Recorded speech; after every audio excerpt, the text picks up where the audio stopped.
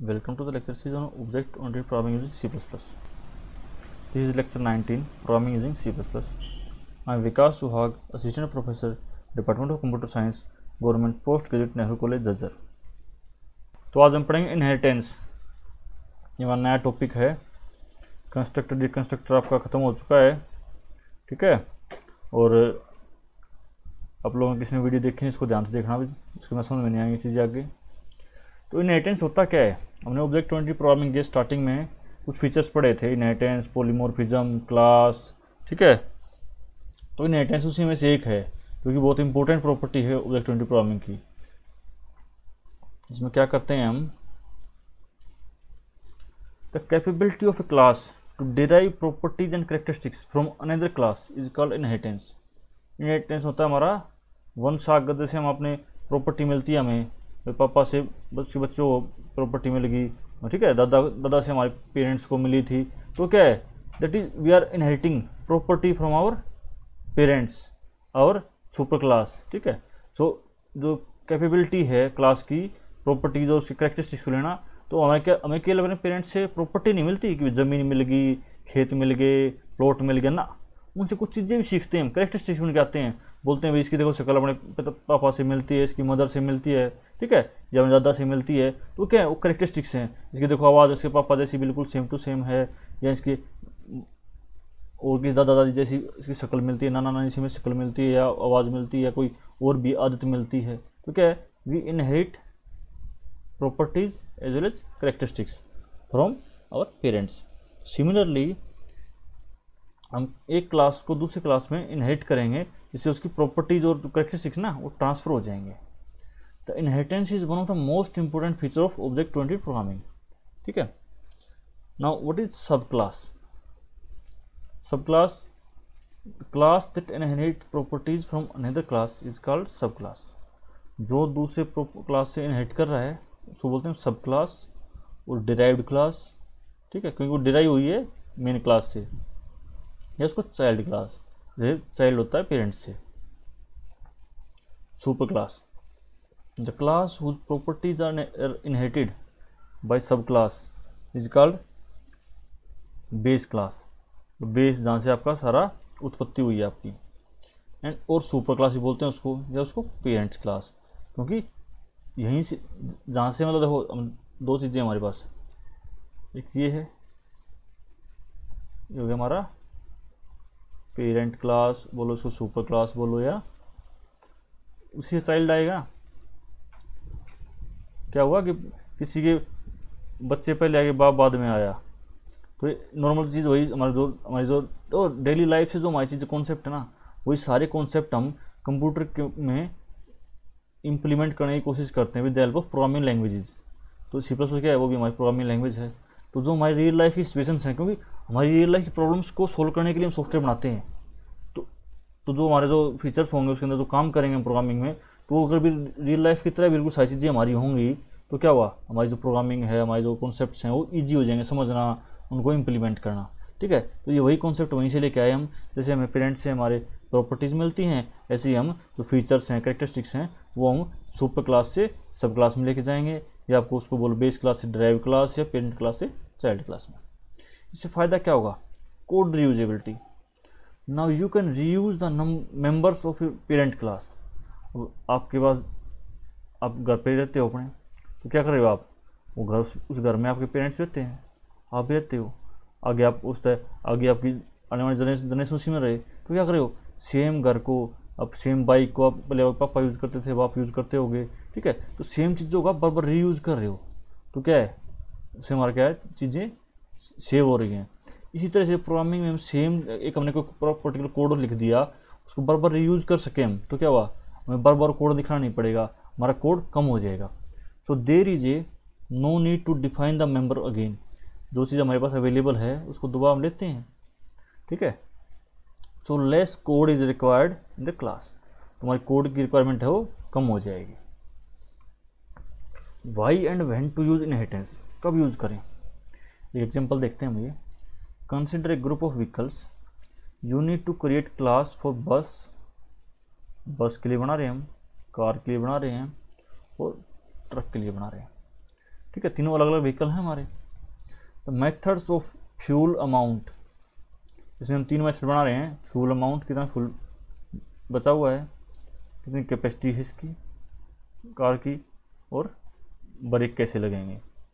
Will be same for all three classes, बस के, car के, ट्रक के, सभी क्या होंगे, सभी में फ्यूल भी होगा, कितना फ्यूल डल सकता है, कैसी सीटिंग कैपेसिटी है, कितना कैरिंग कैपेसिटी है, बस में अलग सीटिंग होगी, ट्रक की कैरिंग कैपेसिटी होगी, कितने टन तक सामान ले जा सकता है, सभी में ब्रेक लगाने की कैपेबिलिटी भी होगी, फंक्शन भी होगा उसके सभी व्हीकल्स के अंदर, कार के अंदर भी, बस के अंदर भी, ट्रक के अंदर भी। ठीक है, these are functions of a class. ठीक है, if we create this class avoiding inheritance, और बिना इनहेरिटेंस के हम इस क्लास क्रिएट करें, then we have to write all these functions in each of three classes। तो हम क्या करेंगे, बस के अंदर भी प्रोग्राम बना रहे हैं, उसमें लिख रहे हैं फ्यूल अमाउंट का फंक्शन बनाया हमने, कैपेसिटी का भी बनाया, ब्रेक्स लगाने का भी बनाया।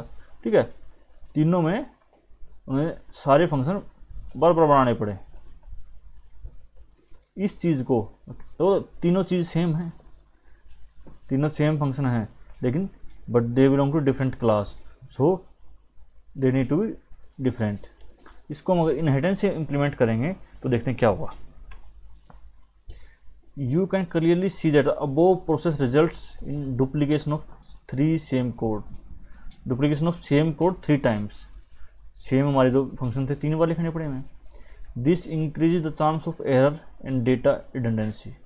डेटा रिडंडेंसी होता है मतलब सेम चीज़ बार बार अवेलेबल होना, उसे क्या तीन एक चीज़ बार बार लिख रहे हो, एरर भी हो सकता है, उसके चांस बढ़ जाएंगे। क्यों, आपका हो सकता है बस में कुछ अलग तरीके से आप कोड कर दो, ट्रक तक उसको भूल जाओगे, उसको बिल्कुल सेम टू सेम कॉपी करोगे, then it will come problem of redundancy. To avoid this type of situation, inheritance is used. If we create a class vehicle, हम क्या क्रिएट करें, क्लास बनाए और vehicle, and write these three function in it and inherit the rest of the classes from the vehicle class. हम क्या करेंगे, एक class बनाएंगे व्हीकल, उसके अंदर हमने तीनों फंक्शन लिख दिए, बस बोलो, कार बोलो, ट्रक बोलो, तीनों क्या व्हीकल तो हैं, तो हमने तीनों इस क्लास के अंदर ही फंक्शन लिख दिए। अब क्या करेंगे, इस क्लास को हम व्हीकल क्लास को बस, कार, ट्रक में इनहेरिट कर लेंगे। तो क्या हुआ, ये तीनों फंक्शन तीनों में अवेलेबल हो जाएंगे हमारे। तो हमें जो बार तीन बार जो हमें तीन फंक्शन तीन बार लिखने पड़े थे, तो 9 फंक्शन हो गए थे हमारे, वो हमारे केवल 3 फंक्शंस पे लिमिट हो गए हैं। So we are saving a lot of code. उससे क्या हमारा एक में चेंज किया, तीनों में चेंज हो जाएगा। ठीक है, तो हमारी मेंटेनेंस भी ईजी हो जाएगी इससे। Then we can simply avoid the duplication of data and increase reusability. तो हमारी सेम चीज़, तीनों चीज़ें बार बार यूज हो रही हैं। ठीक है, रीयूजेबिलिटी हमारी बढ़ गई है। Using inheritance, we have to write the functions only one time instead of 3 times, and as we have inherited rest of the 3 classes from the base class vehicle, तो जिस क्लास में से इनहेरिट करेंगे वो क्या बन जाएगी हमारी बेस क्लास, और ये तीनों क्या बन गई हमारी डिराइव्ड क्लास। इसको आप चाइल्ड क्लास बोलो, इसको आप सब क्लास बोलो। ठीक है, तो ये हमारी होगी inheritance. Now, what is derived class? A derived class is defined as a class derived from base class। एक क्लास से हमारी दूसरी क्लास व्हीकल से हमने 3 क्लास से बनाई, तो सारी क्या कहलाई, डिराइव क्लास। तो सिंटेक्स क्या होगा, इससे पहले यूज करेंगे क्लास कीवर्ड, फिर जो क्लास बनानी है हमें डिराइव्ड क्लास, उसका नाम रखेंगे, then scope resolution operator, then visibility mode, ये बहुत इंपॉर्टेंट है, वन देखेंगे चीज़ों को। बेस क्लास नेम, इस क्लास में से हम इसको इनहेरिट कर रहे हैं, तो क्या हो गया हमारे 5 कंपोनेंट हो गए इसके, 2 स्कोप रेजोल्यूशन ऑपरेटर के लेफ्ट में, 2 राइट में। और उसके बाद जो भी हम इस क्लास में, अब डिराइव्ड क्लास है तो क्या हुआ, पेरेंट्स क्लास के सारे फीचर्स तो इनहेरिट कर लेगा, साथ में कुछ अपने फीचर उसके होंगे, तो वहाँ पर हम उसमें ऐड कर सकते हैं। ये हमने जो उसमें बेस क्लास से या पेरेंट क्लास से जो फीचर्स लेके आए हैं उनको हम मॉडिफाई भी कर सकते हैं। अभी देखते हैं डिराइव्ड क्लास क्या डिनोट कर रहा है यहाँ पे, it is the name of the derived class. जो अब नई क्लास बना रहे हो उसका नाम यहाँ पे आ गया। Visibility mode, the visibility mode specifies whether the features of the base class इस क्लास के जो फीचर्स हैं वो इसको कैसे मिलेंगे। Base class are publicly inherited और privately inherited, it can be public और प्राइवेट। ठीक है, एक तो आपके पेरेंट्स से कोई चीज़ मिले चुपचाप कि आपको पता है काम खत्म, प्राइवेटली इनहेरिट कर लिया आपने।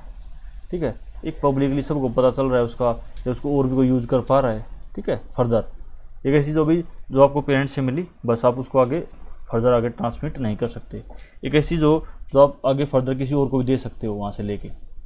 ठीक है, now last is base class name, it is the name of the base class, इसमें से आप सारी चीज़ें इनहेरिट कर रहे हो। ठीक है, when the base class is privately inherited by the derived class, the public members of the base class become the private members of derived class। देखो ये जो हमारी विजिबिलिटी मोड था उसका क्या डिफरेंस आ रहा है।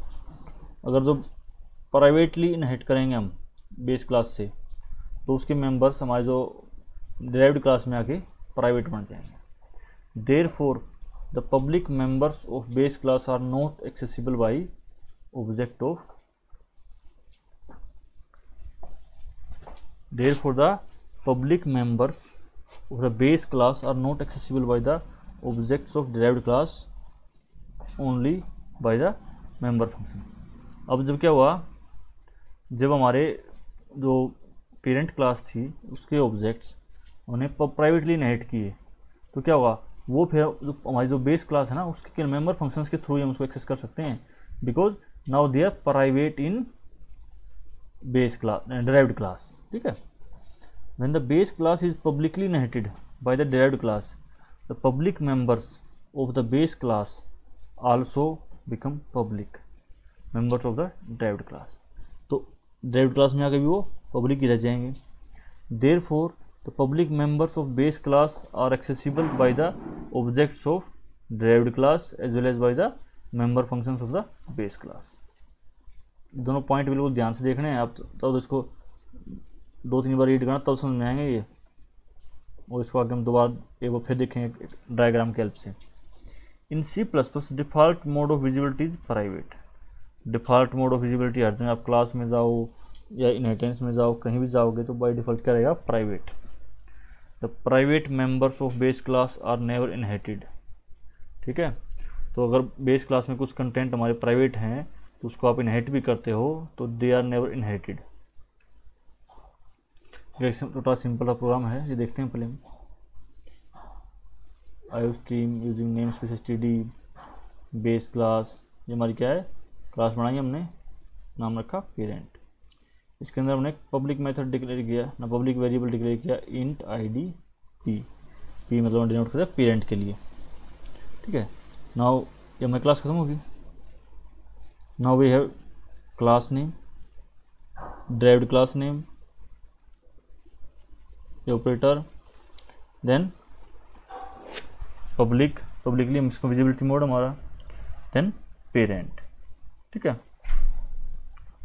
पब्लिक इंट id c, ये हमने क्या किया, डिराइव्ड क्लास के अंदर एक नया वेरिएबल डिक्लेयर किया id अंडरस्कोर c मतलब चाइल्ड क्लास का है। अब मेन क्लास में जाते हैं, मेन फंक्शन में जाते हैं हम। चाइल्ड क्लास हमने ली ये वाली, इसका हमने ऑब्जेक्ट क्रिएट किया। ऑब्जेक्ट क्रिएट करते क्या हुआ, an object of class child has all the data members and member functions of class parent. क्योंकि चाइल्ड क्लास ने इस पूरे क्लास को इनहेरिट कर रखा है, तो इसके जो भी पब्लिक मेंबर्स हैं वो सारे इसमें आ चुके हैं। तो चाइल्ड क्लास के पास क्या है, अब अपना id_c भी है और id_p भी है। ठीक है, ऑब्जेक्ट 1.id_c वैल्यू सेट कर देगा, id_p हो इस क्लास चाइल्ड क्लास के अंदर अपना id_p कोई वेरिएबल नहीं है, लेकिन इसके ऑब्जेक्ट के हेल्प से हम इसके पेरेंट क्लास का जो ऑब्जेक्ट था इसको इनहेरिट कर रखा है उसको भी हम वैल्यू सेट कर रहे हैं। हम इन दोनों को हम प्रिंट कर देंगे, ऑब्जेक्ट अंडरस्कोर id_p id_p। अगर हमारा ये वर्क करता है तो मतलब ये दोनों वैल्यू प्रिंट हो जाएंगे, नहीं तो नहीं होंगे। तो डेमो देखते हैं एक बार। ठीक है, तो चाइल्ड क्लास हो गई, इसमें वेरिएबल डिक्लेयर हो गया, चाइल्ड क्लास, इसको वैल्यू सेट कर दी हमने, ये हो गया हमारा। चला के देख लें, कंपाइल करते हैं एक बार। कोई एरर नहीं, कोई वार्निंग नहीं, रन। देखो देखिए इसने 7 और 91 दोनों वैल्यूज प्रिंट कर दी। मतलब क्या हुआ, जो इसके अंदर जो वेरिएबल था जो हमारी पेरेंट क्लास के अंदर, वो ट्राई करते हैं हम। ये हो गया एक, हम फ्लोट मार्क्स करते हैं, ठीक है। अब ये क्या है, ये केवल पेरेंट क्लास के अंदर है। चाइल्ड क्लास ने क्या किया, इसको इनहेरिट कर लिया ऐसे। अब इसको हम देखते हैं, अब चला के obj 1 डॉट, जो तीनों इसके अंदर आ गया आपके फंक्शन। क्यों, ने उसको इनहेरिट कर रखा है। इक्वल टू आप क्या करते हो 10.1, तो आप प्रिंट भी कर सकता हो। तो ऐसे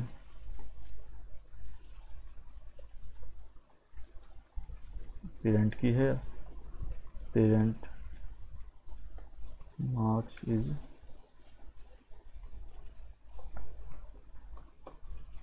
मार्क्स, ठीक है। सेव किया, कंपाइल किया और रन कर दिया, ठीक है।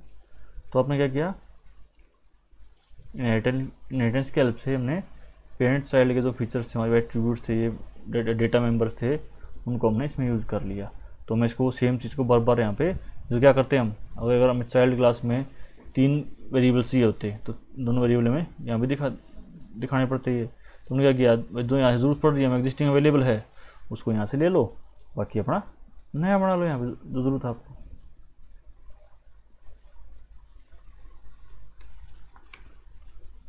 अभी देखो ध्यान से, जो प्रोग्राम देखा उसमें क्या था, child class is publicly inherited from the parent class, so the public data members of the class parent will be inherited by the child class. जो उसके पब्लिक मेंबर हैं सारे वो इनहेरिट होंगे। ये है मोड ऑफ इनहेरिटेंस, जो आपकी विजिबिलिटी थी, public mode. If we derive a sub class from the public base class, ठीक है, then the public members of the base class will become public in the derived class, and the protected members of the base class will become protected। जब आप किसी को भी एक class से, जब हमने क्या किया,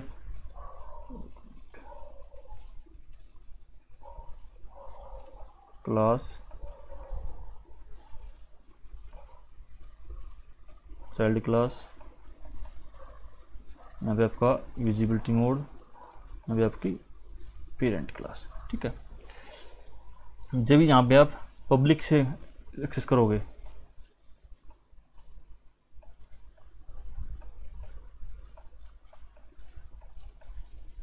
तो क्या हुआ, जो भी पेरेंट क्लास के पब्लिक में जो भी मेंबर्स जैसे भी है ना, पब्लिक वाला पब्लिक, प्राइवेट वाला प्राइवेट, इसमें आ जाएगा, उसी मोड में आएगा। वो पब्लिक वाला इस चाइल्ड क्लास में पब्लिक रहेगा और प्रोटेक्टेड वाला प्रोटेक्टेड रहेगा।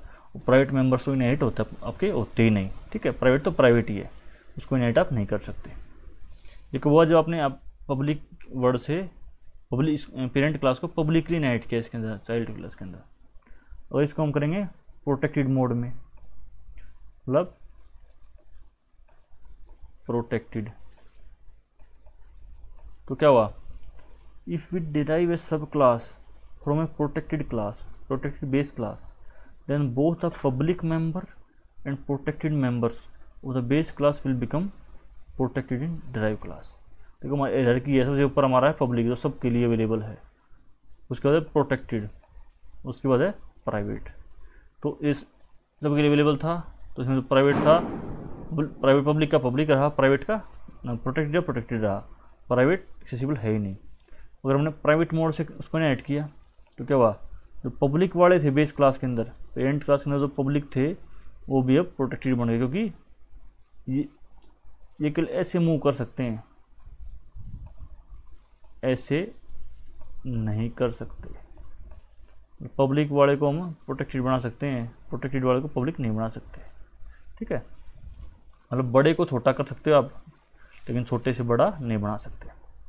अगर हम प्राइवेट मोड में जाते हैं, if we derive a subclass from private base class, then both the public members and protected members of base class will become private in the derived class। तो उसमें आगे derived प्राइवेट बन जाएंगे, private के बनने के बाद उसको आप फर्दर कहीं भी इनहेरिट नहीं कर सकते। इसी को हमने इस पिक्चर में दिखाया है। ये बेस क्लास हमारी,